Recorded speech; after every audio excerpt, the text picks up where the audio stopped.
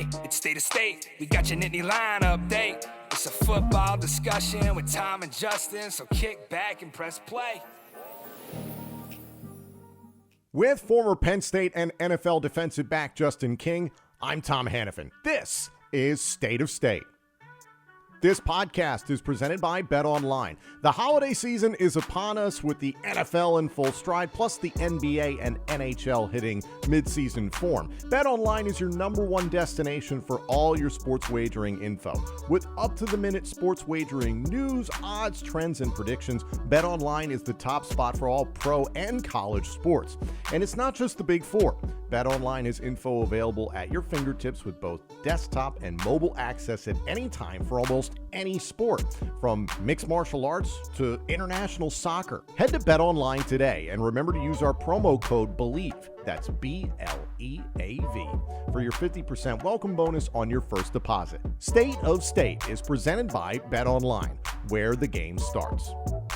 Also, State of State is a proud supporter of Blue White Outfitters. Blue White Outfitters was created as a retail shop meant to highlight the confidence, competitiveness, and fearlessness of the elite athletes found throughout the history of Penn State University.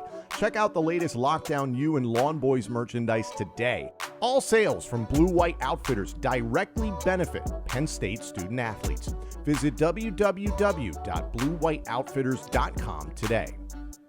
And if you're looking for the perfect beer for Penn State football season, we've got you covered with the State IPA. Special thanks to our friends at Funk Brewing for creating the best tailgate and game day beer for Nittany Lion fans.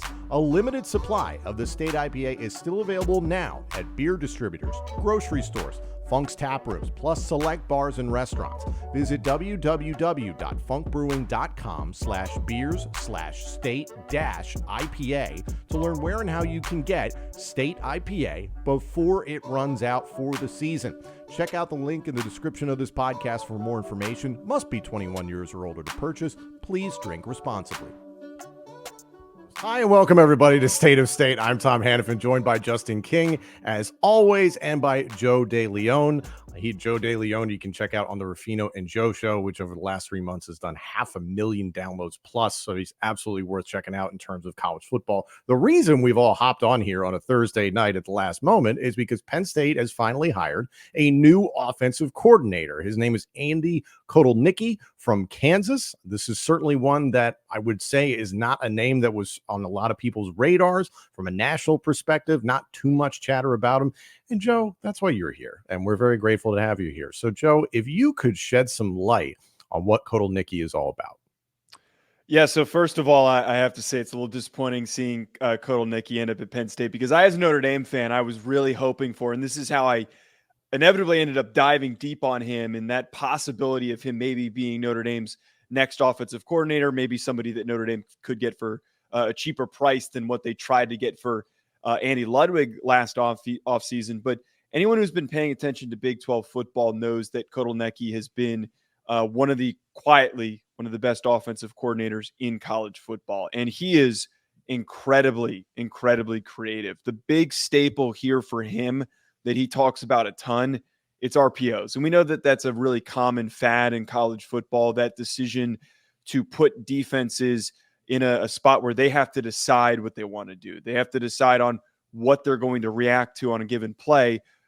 It's something that has worked well, and he embraces it fully to an extent that we saw a team that historically is not very good, that is not very competitive, was one of the best offenses in the country and in the Big 12.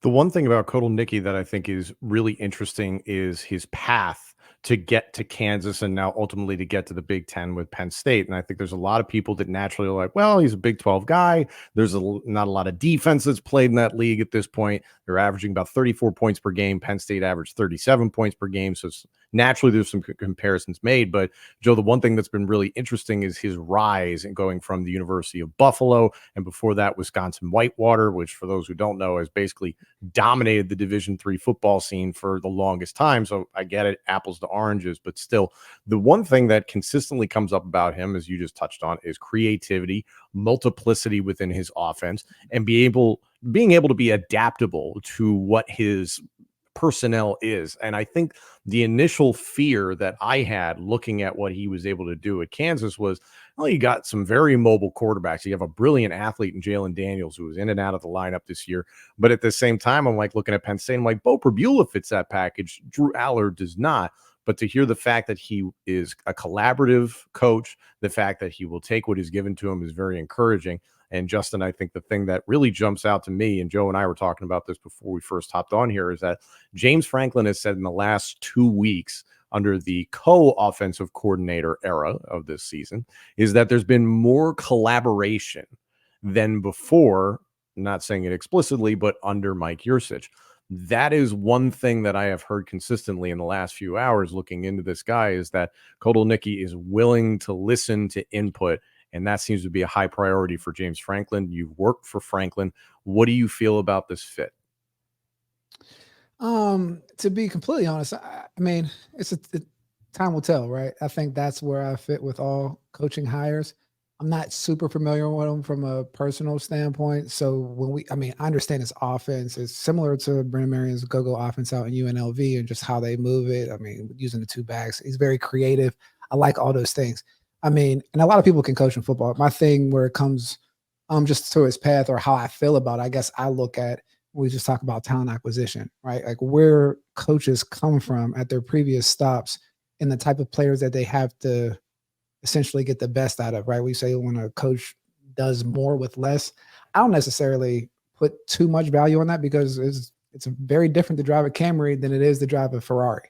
Like some guys can really whip Camrys and you can motivate them different ways. You can do a lot of different things. You got guys where they don't have anywhere else to play. This is their last shot. And so like the motivation and even how you're dealing with players is a little different. This has nothing to do, again, to his football acumen, his offensive standpoint. But I think some of the areas and where Penn State, we just talk about that offensive coordinator that attracts the type of talent that we're looking for. I mean, time will tell, but I like the offensive scheme that he runs. He reminds me, his ascension reminds me of like that old Chip Kelly, like when he came from like the D3 up and he kind of got players. But the one thing that he did when he got the Oregon and he had players. He had Marcus Mariota. He had and that was always a facade about his time at Oregon, that it was all about Chip Kelly. And I was like, well, he had crazy players around him. So anytime we get a coach with the creative tag and the innovation tag, I just kind of pump my brakes, because I know it always comes back down to players. Even when Urban Meyer was coming out of Utah, he still had Alex Smith that went number 1 overall. Like we can go through the list of different guys where they had their players. I haven't seen them have a player yet, but I like what he's been able to do at Kansas, and it'll be interesting to see how he fits in with the culture at Penn State in the talent acquisition process. Well, and I think one thing that's really important too, that's exciting about Kotelnicki, is that you're talking about all these other offensive gurus that had all these tremendous athletes that they used. I look at the fact that if we broke down just from an NFL draft perspective, the prospects that are in this offense, Jalen Daniels and Jason Bean, frankly, are probably not going to be anything more than UDFAs or day 3 picks if they even get those opportunities. Most of their offensive linemen are going to be late to UDFA quality offensive linemen. Their tight ends were tremendously productive, and we know that Penn State does a great job of recruiting tight ends. They're used in this offense often, and neither of those guys are again, big name draft prospects. The only guy that comes to mind in that group is Devin Neal, who is probably going to be somewhere on a day 2 pick. The fact that he was able to produce, I think, with just average to below average level talent and the difficulties of being able to recruit is why this could be really promising. The flip side of that is we don't know what it's like when Kotelnicki is going to be coaching a team that's got the caliber of athletes that Penn State can attract. But I just focus solely on what held back Penn State this past year is they weren't able to get production out of their receivers. They just weren't. And even though they've got a number of recruits that they've brought in that were highly sought after, a number of transfer portal guys that they've brought in that were highly sought after that didn't step up to the plate, you got to get creative and you got to get other ways to, get your athletes in space and pick up those yards. So one thing that you pointed out is, I mean, he did have a lot of production with the players that he had. Like you said, it's a couple undrafted free agents. So to clarify my point was in the recruiting process, what happens when coaches have success acquiring talent that way, sometimes they de-emphasize the value of getting top end players because they're used to succeeding with players that are a little like right here. And so it's like, they don't necessarily see the special athletes that can do it because they had to get creative. I don't know if you ever random somebody. I always like to go back to Madden, but you random somebody in Madden and it's like, hey, I can play with anybody because I'm that good of a player. I don't have to just pick this team that has these type of players. It's just a different mentality that I've run across when dealing with coaches that have to get creative with lesser players. Sometimes they don't value those special players much. I think Penn State has to continue to value. And I'm not saying that he does that. It's just talking about a profile of a coach coming up and through the ranks. That's all. Joe, and you touched on a little bit, Penn State, great tight end room, obviously very exciting running backs, offensive line, could use a little love, but I think the belief in the building surrounding Phil Trautwein and the recruiting that Penn State has done at offensive line is that the guys who are about to step in for the assumed departed Olu Fashanu and Caden Wallace also out there. I think Sal Wormley could potentially go, and then also Hunter Norzad's eligibility is done. So you're going to have to replace a good amount of this offensive line. But wide receiver is the glaring issue. And then let's not just gloss over Drew Aller. Joe, this was a challenging year for Drew Aller. So if you're him and you're sitting back and you're seeing this signing, this hire right before the transfer portal opens, how should Drew Aller potentially interpret this hire? Right. Well, we were talking about before we hopped on here, and you've already mentioned it, the collaborative nature and also the adaptiveness of Kotelnicki. Any good offensive coordinator is going to be willing to adapt to the quarterback, to the weapons. I think to the opposite, what didn't work this year is Dan Enos at Arkansas, where he forced KJ Jefferson to, be this pocket style quarterback, and it just didn't work, and he inevitably got fired. And this is a situation where it's seemingly that Kotelnicki is going to make adjustments. They're not going to try and use Drew Aller in any shape or form the way that they used Jason Bean or Jalen Daniels, because they're running speed option, they're running triple option type concepts in this offense. Drew Aller, we know, is not built to do that. He's a good athlete. He's a tremendous athlete. He's got a great arm. I would hope that they would try not to do that. And I also think James Franklin would be very quick to veto and say, no, we are not running a speed option with Drew Penn State Aller. versus Rutgers. There were a fair amount of QB draws in that game that ticked me off. Yeah. Right. And they need to, use him to the full effectiveness. And that doesn't mean that they can't utilize some read option. And that stuff is going to work well with Drew Aller because he's got a big frame. He's got good long speed. He's a strong athlete for the modern quarterback. But he should be excited because we saw the production for Jalen Daniels, who was a 3-star, whose arm is not nearly as big as Drew Aller's. He should be excited about this opportunity to take that next step and play in an offense that is going to enable him to succeed. The only drawback maybe is from a preparation for the NFL. This is a simplified offense. One of the priorities for Kotelnicki's offense is eliminating and simplifying decision-making and stuff like that. Yes, RPOs are in the NFL, but that's only the simple drawback from being in this offense. I'm not trying to put anything out there, but I mean, Chip did go to Philly and clean house of talent when you think of it. But yeah, I didn't love that. As an Eagles fan, I didn't love he that. was a great offensive mind. Like you talk about adjusting, just adjusting looks different ways. So maybe I'm just a little, because I like the stuff that he does at Kansas, right? Like I really do. And I just from maybe coming from a personnel standpoint on how I kind of look at the scope of it.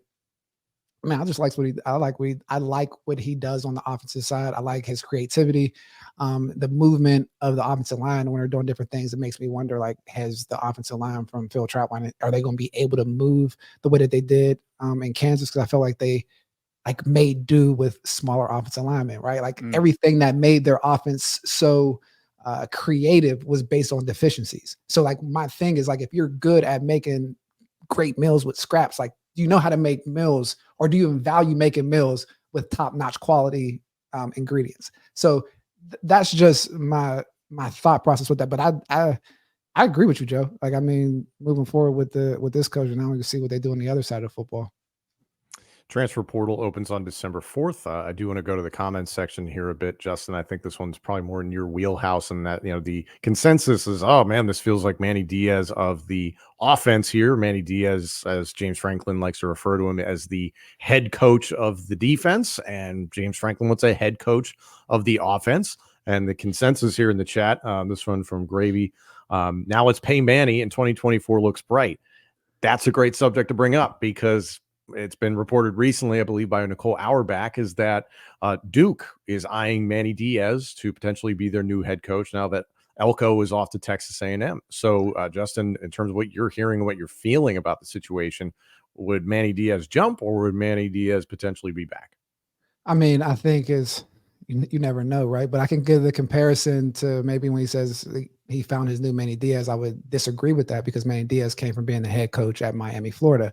And the first thing that happened when Manny Diaz got on the campus was players coming to me and talk about how, like, the type of guy he was, right? Like, when coming up again from that player standpoint, dealing with players in Miami or however you recruit, regardless of the success that he had, it's a level of that talent management and being able to connect with the players. And that was one thing that they all voiced to me, where it's like, this dude's the best. We'll run through a wall from him. And that's why you kind of seen that seamless transition from Brent Pry to Manny Diaz. But with that being said, I think it comes down to the right fit for someone like Manny, because he's been a head coach. I don't think he goes into a program where the commitment is less than the expectation. And I think Duke is a spot that's good for him, but he has the leverage. And if I'm Penn State, I'm throwing everything at him to keep him here to make that championship run next year, kind of like the Rams did. Like, F those picks. You know what I'm saying? Like, throw it all in. Let's get after it. Paul in the chat completely agrees with you. Time will tell. So I think that's interesting. Here's a comment from Hisaria. Would this hire potentially tick off Jawan, Cider, and Ty Howell, who were the co-offensive coordinators? Jawan, Cider, the running backs coach, Ty Howell, the tight ends coach. Justin, what do you think? That, I think, is a real situation in the sense of anytime that you're calling plays or you get a chance to kind of test drive the car a little bit and someone takes away from you. From the time that I've seen that happen, the guys that were up for the offensive coordinator job when Ricky Ronnie got it and he got promoted from within, Josh Gaddis and Charles Huff were the next hot guys up. And when people know that those offensive coaches or even bright coaches are up and coming, like, they're going to try to prime away because it's a competitive advantage. So with that being said, Jawan is revered in the recruiting space. I think the last two games, the development that he showed from just a play calling standpoint puts him in a different frame. He's been able to develop players, he's been able to get players. So I guess what I'm saying, he's going to be a hot name on the market. I think it's going to come down to choosing someone like a Jawan or keeping a Manny Diaz, because I think the vultures are going to come in trying to pull someone like Jawan away, using the fact that, like, hey, what are you going to do there? You're not getting developed. He skipped over you, right? Because, like, that's what happened in the coaching recruiting circles, because that's another part of the talent acquisition process is off the field. Say hello to a stressless holiday season with the help of HelloFresh. Skip the grocery store and save time with easy, tasty recipes delivered right to your door. Justin, here in Philadelphia, the lines were crazy in the lead up to Thanksgiving at the grocery store, and I am very, very thankful to have this entire circumstance we do with HelloFresh. They've been great partners, and to have healthy, inexpensive, and awesome meals shipped right to my door, it takes all the hassle out of the holidays. The one thing I cannot stand is going to the grocery store, or here in Pittsburgh, going to the strip district around Thanksgiving. You have to fight for turkeys. You have to fight for stuffing. You have to fight for all your food that you want to prepare. So having this partnership with HelloFresh and having your ingredients and food delivered to your doorstep in the holiday season gives you more time to cherish your moments with your family and enjoy the holiday weekend. There's no need to fight. There really is no need to fight. HelloFresh has over 45 recipes and more than 100 seasonal add-on items to choose from every week, so it's easier than ever to find something everyone will enjoy.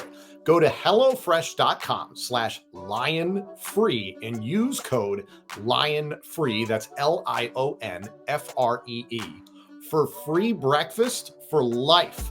One breakfast item per box while subscription is active. Again, that's free breakfast for life at HelloFresh.com/LionFree with code LionFree. That's LionFree. HelloFresh, America's #1 meal kit.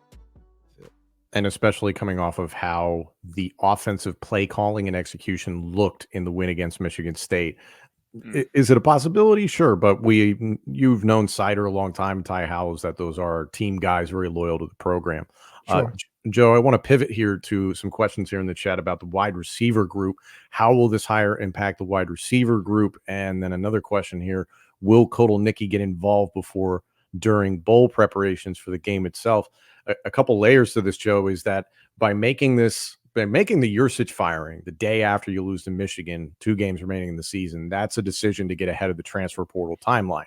Now you bring in Kotelnicki, you're even further ahead of that, so now you can fully present yourself. And let's not forget, Penn State's already put out commitment offers to come to Penn State to an offensive tackle, Alan Herron from Shorter University, and the wide receiver, Jamori Macklin at North Texas. So we talk about guys coming from small universities to big universities. Does that work? Does that not work? But the fact that they're already targeting a wide receiver in the portal is encouraging, I think, for Penn State fans. Is he the right fit?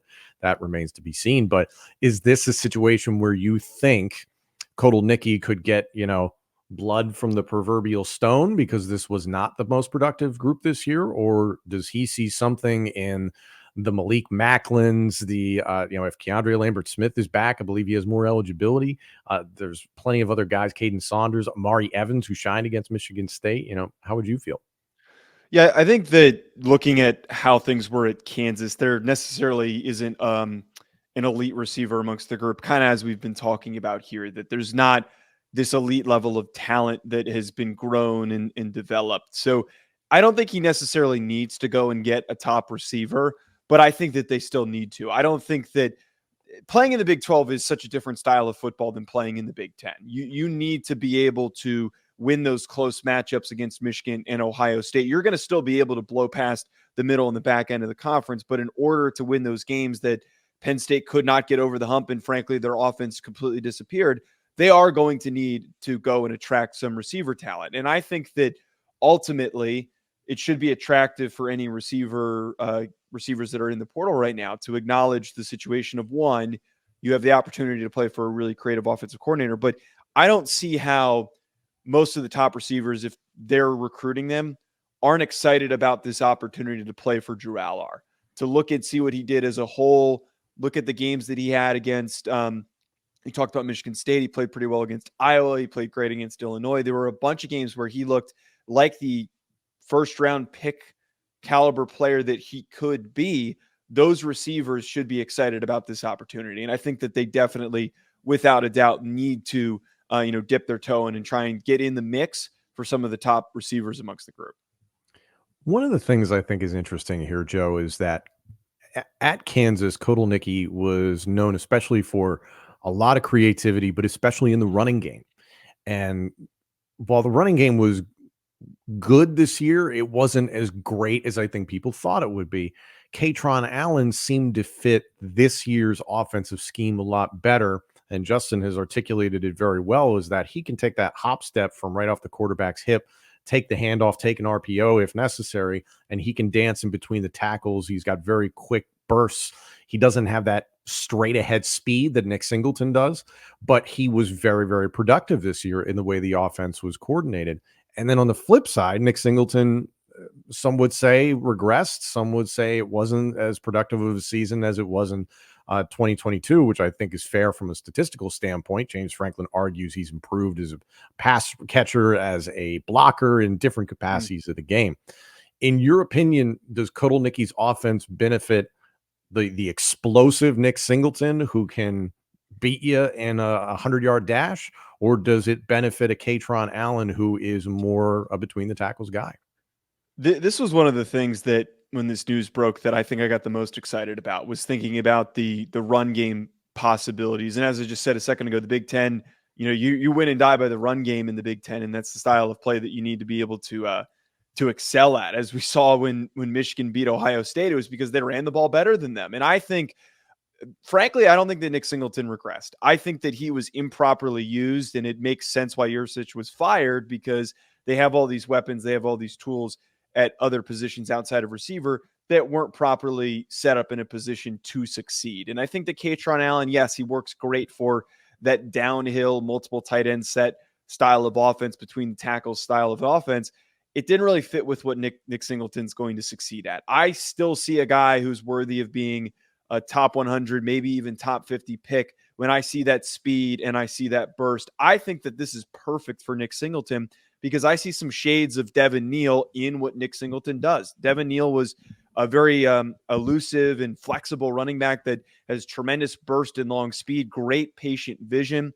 I know that Singleton needs to improve on that, but I love what he has as he brings to the table as an athlete. And I think as this offense is going to be built around attacking space, using space to put the opposing defense in a difficult position, Singleton should be the one who flourishes in this situation.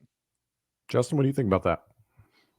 I think he should if he's used correctly, right? Because even when we talk about that, I mean, their production their first year worked well with your offense in the sense of like they both were very productive in terms of Nick Singleton making his explosive runs, in terms of KRON Allen making his in between the tackle type runs. But like just seeing his 2-back system that he runs with it's similar to like the go-go offense that Brendan Marion runs in the sense of using those 2 backs and like how they use them.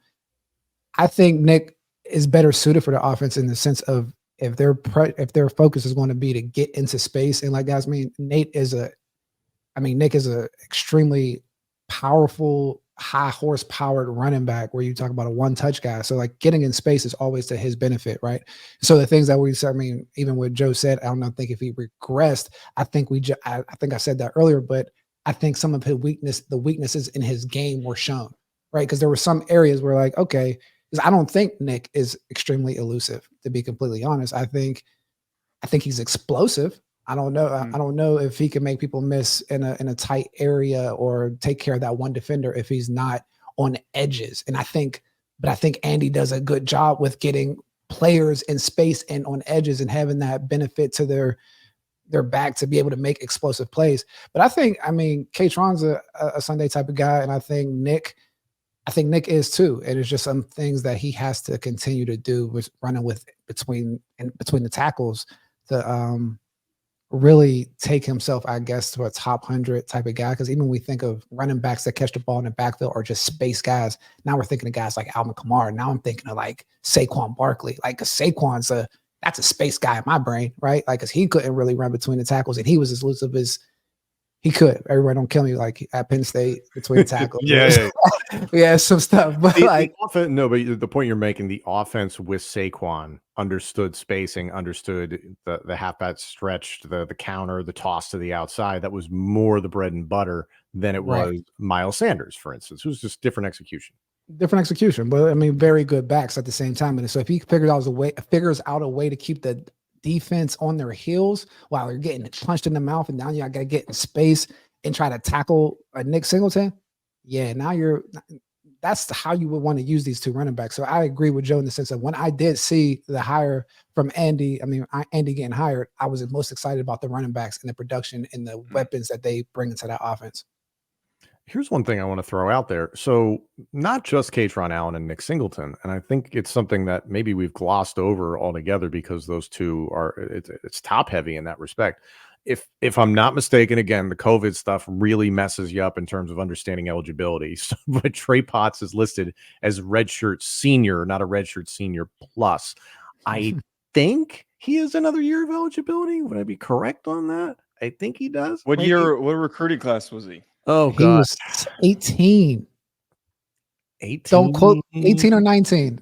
I want to say 19. It started in 2019 at Rutgers. 19. Wasn't DJU? I think DJU Younglele was a 2018 kid, so he might have that extra year if he chooses to come back. Yes, I think. Was DJ 18 or 9? Was he 9? Was DJ 19? DJ feels like he's 47 at this point. It's impossible to keep up. He was a big time recruit coming out. He was. So the point I was driving at. So Trey Potts had some bursts this year, and then on top of that, you have other running backs in terms of the two freshmen, Wallace and Montgomery, that there's some excitement about. Now, Justin, you're more privy to what's going on in the program than I, and let's not rule out your cousin, Tank Smith, who at one point had the longest rush of the season, and about halfway through the year, he was doing all right. So is this an offense that could go even deeper into that depth chart?